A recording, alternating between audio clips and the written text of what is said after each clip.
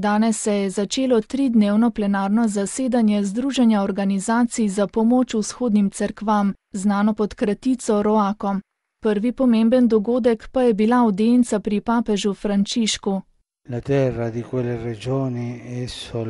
V nagovoru je sveti oče dejal, da je zemlja Bližnjega vzhoda razbrazdana s koraki tistih, ki iščejo zatočišče, in namočena s krvjo mnogih moških in žensk, med katerimi so številni kristjani preganjani zaradi svoje vere.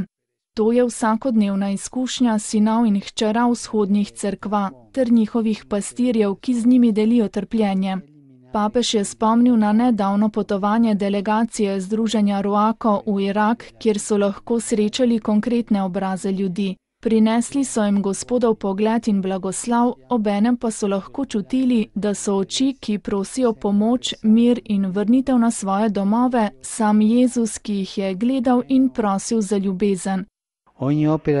Papež je izpostavil, da se mora vsaka pomoč vedno roditi iz tega Gospodovega blagoslava, ki dospe do nas takrat, ko pogumno gledamo realnost in brate, ki so pred nami. Kot je zapisano v buli ob napovedi leta usmiljenja. Odprimo svoje oči, da bomo videli bedo sveta, rane tolikih bratov in sester, ki so prikrajšani za dostojanstvo, in se čutimo izzvane, da poslušamo njihov krik na pomoč. Naše roke naj primejo njihove in jih pritegnimo k sebi, da bodo začutili toploto naše navzočnosti, prijateljstva in bratstva. Naj njihov krik postane naš in bomo skupaj lahko zdrobili ograde brezbrižnosti, ki pogosto suvereno vlada in prikriva hinavščino in sebičnost.